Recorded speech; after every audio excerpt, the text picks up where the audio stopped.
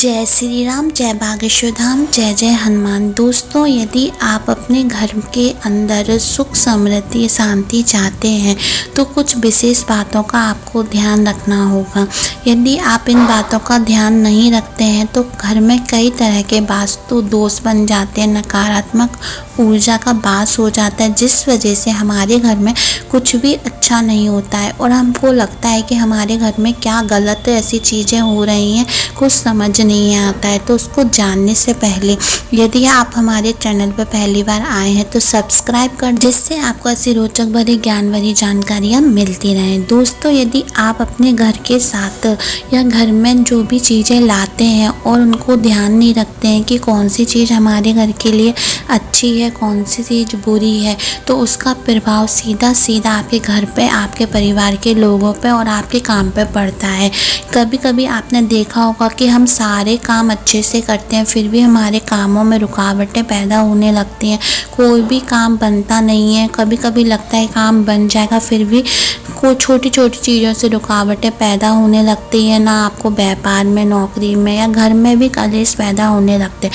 वो ऐसा क्यों होता है? क्योंकि घर में हम जब भी कोई चीज़ रखते हैं तो उसका सीधा और सीधा असर आपके दिमाग पर, आपके जीवन पर और आपके काम पर पड़ता है।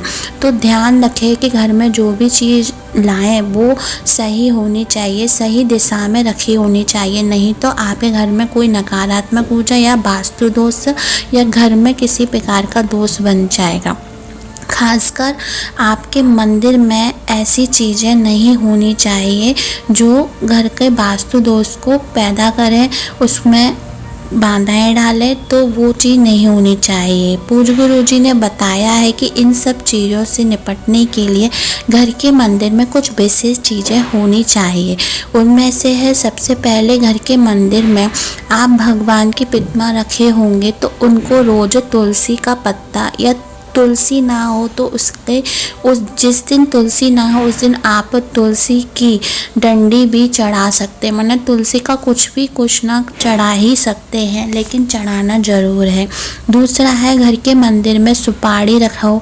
उसके बाद घर के मंदिर में माचिस कभी भी नहीं रखनी है आपको। ऐसा करने से वास्तु दोष बनता है और घर के मंदिर में माचिस कभी नहीं रखनी है, कभी भी नहीं रखनी है। कभी रखनी भी है तो उसके जो बॉक्स होता है या कहीं पे अलग से रखें। उसके बाद घर के मंदिर में आपको भोले बाबा की प्रतिमा या तस्वीर ज़रूर रखनी है।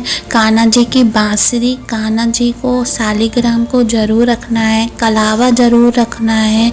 और घर के मंदिर में यदि हो चांदी की गैया, छोटी सी गौ माता को जरूर रखें। कहा जाता है कि उसमें 33 कोटि देवी देवताओं का वास होता है और जो घर में आने वाली समस्याओं को, नकारात्मक ऊर्जा को टाल देता है। तो ये सब चीज़ें आप रखें और घर के मंदिर में कपूर ज़रूर रखें। इन चीज़ों का ध्यान रखें और ख़ासकर घर के मंदिर में जो भी गरुड़ भगवान हो और जो भी मूर्तियाँ हो वो 3 नहीं होनी चाहिए, हमेशा 2 होनी चाहिए या 1 होनी चाहिए। कभी 3, 4, 5 इन क्रम में कभी नहीं होनी चाहिए।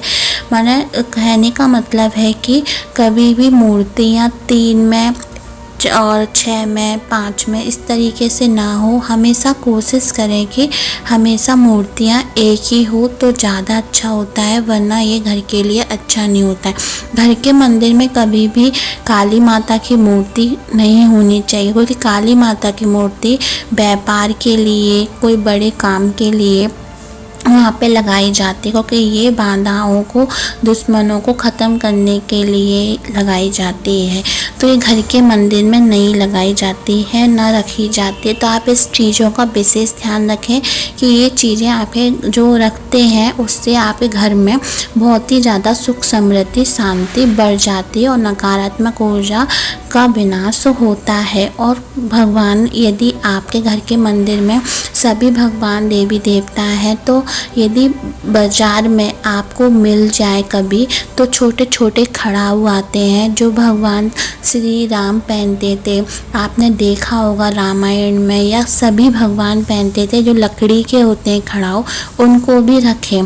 भगवान का स्वरूप मानकर उनकी रोज़ पूजा करना शुरू कर दे। ऐसा करने से कहा जाता है कि साक्षात भगवान आपके घर में आ चुके हैं।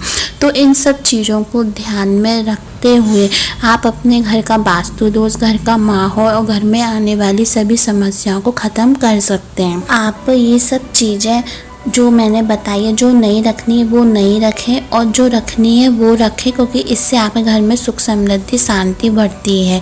दोस्तों, ऐसी रोचक भरी ज्ञान भरी जानकारी के लिए हमारे शिव गुरु की कृपा को सब्सक्राइब करें, लाइक करें, कमेंट करें और कमेंट में जय बागेश्वर धाम हर हर महादेव जरूर लिखें। धन्यवाद दोस्तों।